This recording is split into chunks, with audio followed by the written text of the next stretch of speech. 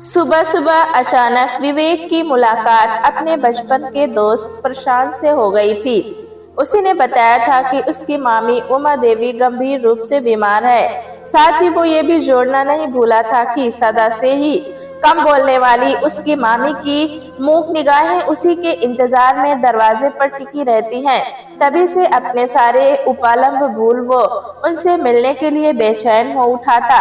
कई बार वो मामी के घर के दरवाजे तक जाकर लौट आया था, पर उसकी हिम्मत नहीं हुई घर में दाखिल होने की। रात के 2 बजने वाले थे, पर अभी तक उसकी आंखों से नींद कोसों दूर थी। जितना ही वो अपनी यादों को झटक कर चैन से सोना चाहता था, उतनी ही क्रूरता से यादों के खंजर उसके दिल में उतर कर रेत में पड़ी मछली की तरह तड़पा रहे थे। उसकी समझ में नहीं आ रहा था कैसे क्या करे कि अपनी उस अविवेकी भूल को सुधार ले, जिसने उसे गहरे विषाद में डालकर उसके जीवन के मायने ही बदल दी थी। बार बार उसका मन यादों के समुद्र में गोते लगाता, उस प्यार और विश्वास का सूत्र तलाश रहा था जिसके सहारे वो अब तक महफूज रहा। लेकिन वो अच्छी तरह जानता था कि वो खुद विध्वंसी था, इसलिए उस प्यार के सूत्र को थामना अब उसके लिए आसान नहीं था। आज उस घर को छोड़े उसे पूरा 1 महीना और 2 दिन हो रहे थे। एक एक दिन का हिसाब उसने अपनी उंगलियों पर जोड़ रखा था।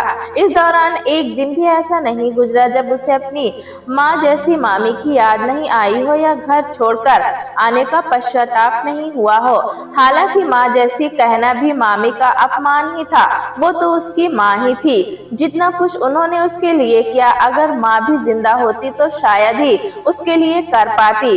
वो मामी का अतिशय प्रेम ही था जिसने उसके ज़हन से माँ की तस्वीर भी धुंधली कर दी थी। उसके हर कदम पर ढाल बनकर बचपन से खोए उसके आत्मविश्वास को वापस लाकर जीना सिखाया। उसी मामी को जब उसके मजबूत सहारे और साथ की सबसे ज्यादा जरूरत थी, उन्हें अकेला छोड़ाया था।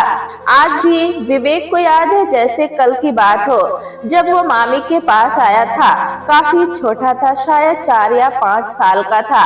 इससे पहले वो एक भरे पूरे संयुक्त परिवार में रहता था, फिर भी उसे मम्मी और दादी के प्यार के अलावा किसी और का प्यार नसीब नहीं होता था। अपने पापा को तो वो अभी ठीक से जान ही नहीं पाया था। अपने व्यापार में वो इस कदर बिजी रहते कि सुबह तड़के घर से निकल जाते तब अक्सर वो सोया ही रहता।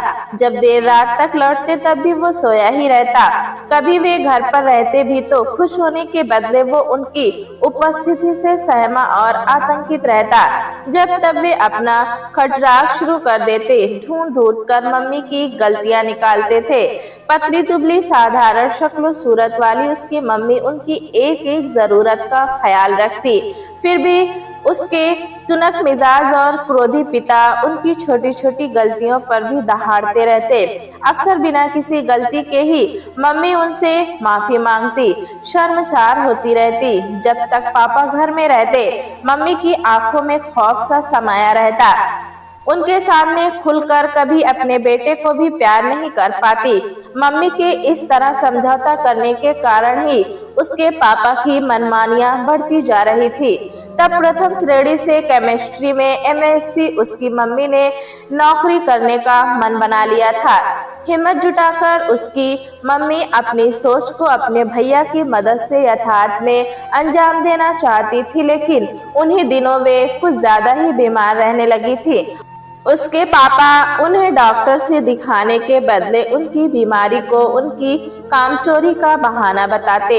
खुद अपने बेटों की मोहताज दादी ही कुछ घरेलू दवाइयों का इंतजाम करती।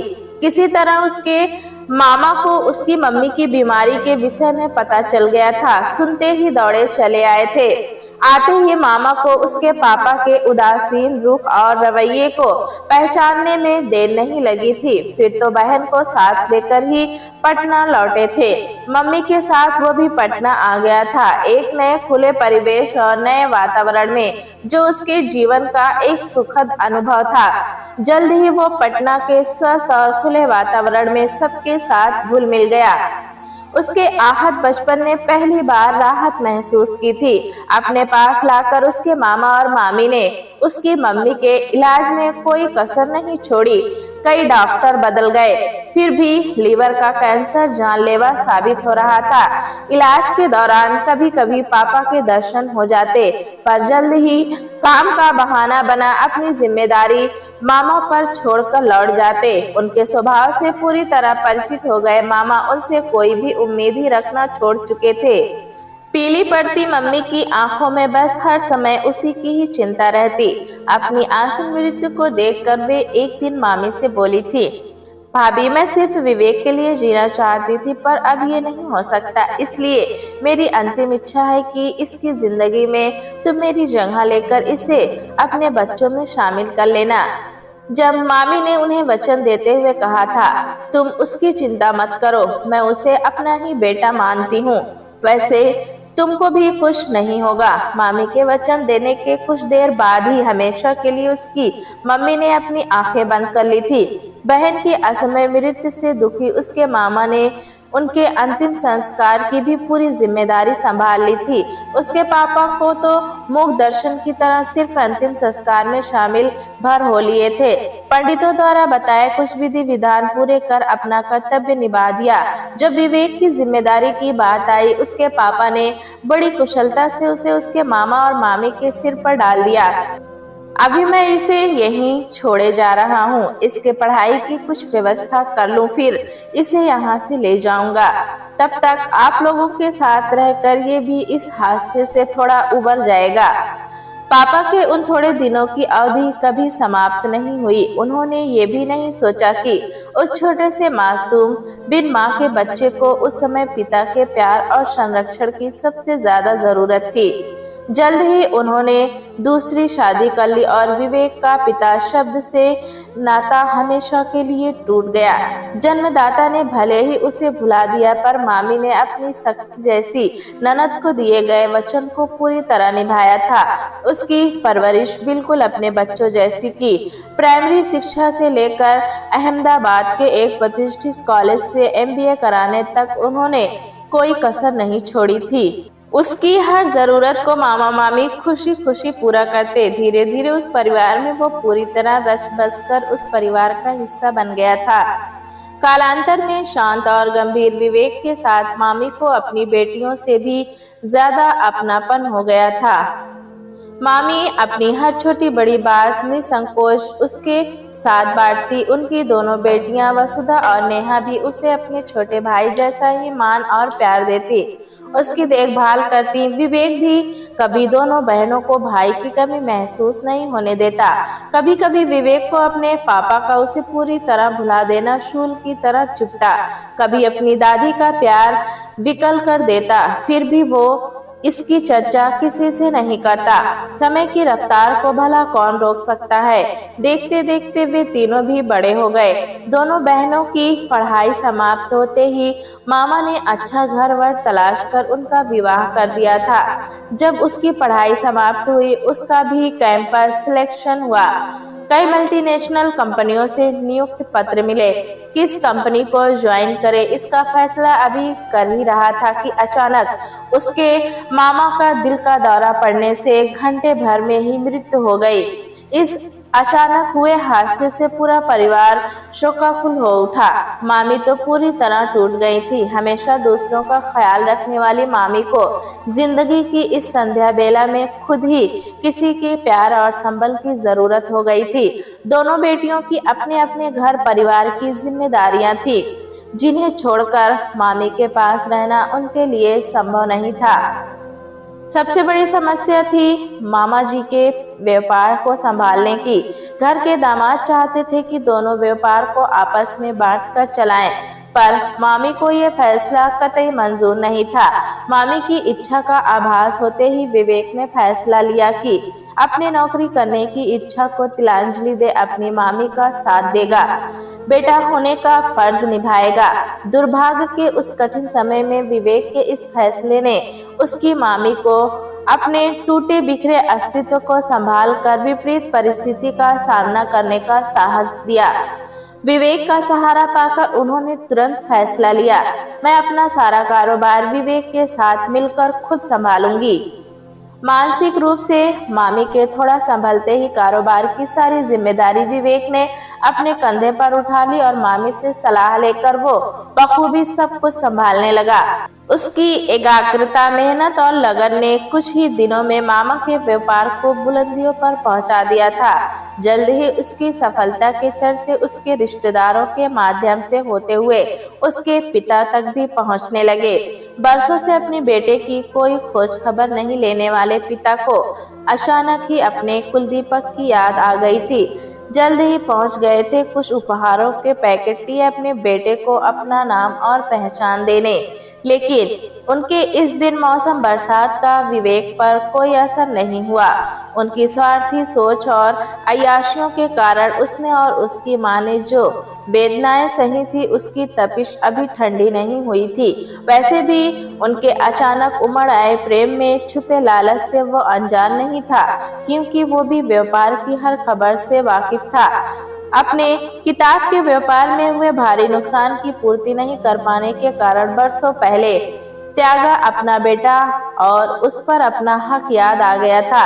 उसने साफ साफ अपने पिता को समझा दिया था कि जिस बाप ने कभी उसे मझधार में थपेड़े खाने को छोड़ दिया था और कभी मुड़कर भी उसकी कोई खोज खबर नहीं ली, उस पिता से उसका अब कोई संबंध नहीं था। जिसने उसे अपनाया, बेटे माँ का मान सम्मान और अधिकार दिया, अब उसका संबंध भी सिर्फ उन्हीं लोगों तक था। उसने अपने पिता से उसी बेदर्दी से अपने सारे संबंध तोड़कर उन्हें अपनी जिंदगी से बेदखल कर दिया, जैसे कभी उन्होंने किया था। हमेशा से अपने बेटे के प्रति गैर जिम्मेदार रहे उसके पिता उसे बेटे की जिम्मेदारियां समझाते गुस्से से पैर पटकते वहां से चले गए। इस घटना से बरसों से पिता के लिए दग्ध उसके मन को जैसे ठंडक पहुंची थी। वो नए आत्मविश्वास से अपने काम में जुट गया था। उन दिनों गर्मी की छुट्टियां चल रही थी। उसकी दोनों बहनें अपने बच्चों के साथ आई हुई थी, जिससे घर में नित्य सैर सपाटे के प्रोग्राम बनते रहते। एक दिन करीब आधी रात को उसकी नींद खुली तो वो पानी पीने के लिए अपने कमरे से बाहर निकला।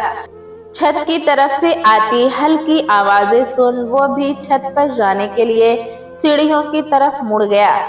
दोनों दीदी और दोनों जीजा जी बैठे बातें कर रहे थे। वो भी उनकी बातों में शामिल होने के लिए बढ़ा। तभी बड़े जीजा जी की बातें सुन उसके कदम अंधेरे में ही ठिठक कर रह गए। विवेक के प्रति तुम्हारी मम्मी का झुकाव देखकर मुझे कभी कभी लगता है कि भावना में बहकर कहीं उसे अपने जायदाद का तीसरा हिस्सा न बना डाले। मम्मी का दिल जरूर बड़ा है, पर इतना बड़ा भी नहीं है कि अपनी बेटियों का हक किसी और को दे दे। नेहा दीदी की आवाज थी। मम्मी पापा ने सिर्फ उसकी परवरिश की है, उसे गोद नहीं लिया था, इसलिए वो चाहे भी तो कानूनन उसका कोई हक नहीं बनता।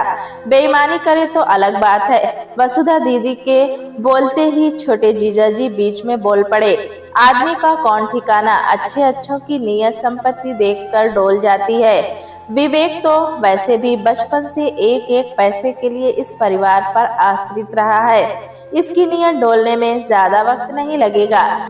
जीजा तो खैर गैर थे, पर वसुधा दी की आवाज ने तो उसके कानों में जैसे पिघला शीशा उड़ेल दिया। इससे अधिक वो सुन नहीं पाया।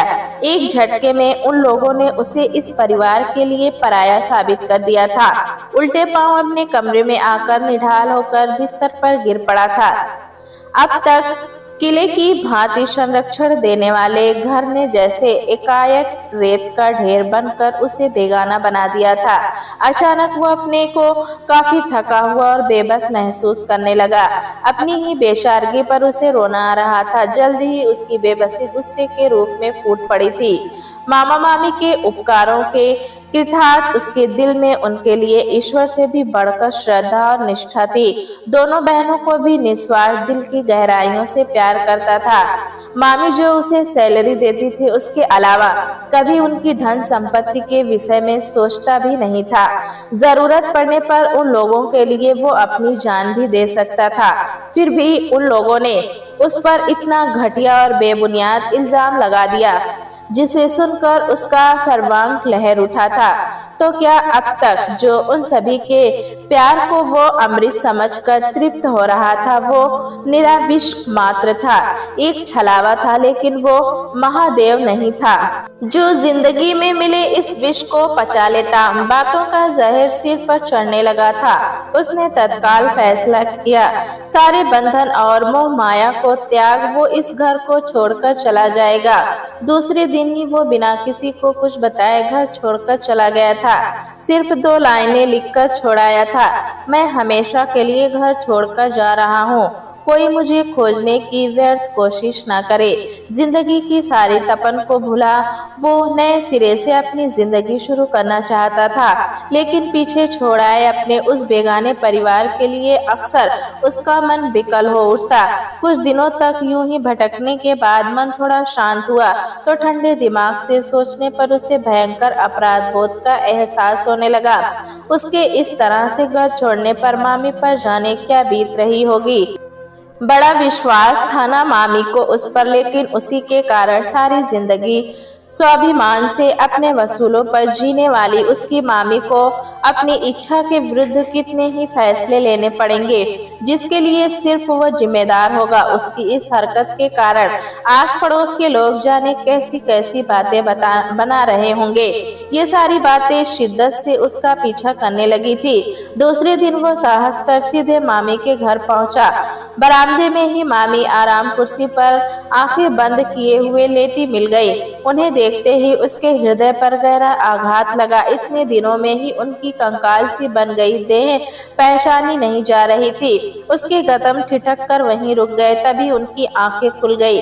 नजर मिलते ही उनके श्रीविहीन चेहरे पर चमक आ गई।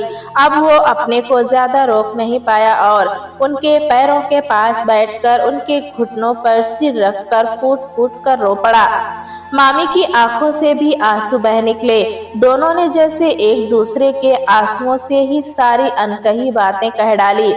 आंसुओं के आवेग के थोड़ा थमते ही उसके सिर पर अपना वात्सल्यपूर्ण हाथ फेरती मामी का पहला सवाल था, किसकी बातों का जहर तुझे इस कदर मरमाहत कर गया कि तू घर छोड़ने को मजबूर हो गया। वो कोई जवाब देता उसके पहले वसुधा दी के स्नेहिल स्पर्श ने उसे चौंका दिया। कहाँ चला गया था रे हम सबको छोड़कर? ना चौंक मत, तुम्हारे घर छोड़ते ही मैं समझ गई थी उस रात निश्चिंत रूप से तुमने हमारी बातें सुन ली थी, इसलिए घर छोड़कर चला गया था। माना ये हमारी बहुत बड़ी गलती थी जो सहज ही प्राप्त तुम्हारे निस्वार्थ प्रेम और समर्पण का हमने मूल्य नहीं समझा।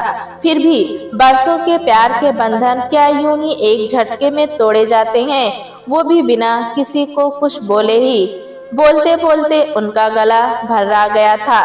फिर अपने को संभालते हुए बोली, जब तू चला गया तब हमारी समझ में आया दुनिया की कोई संपत्ति तुम्हारे प्रेम और समर्पण से बढ़कर नहीं हो सकती।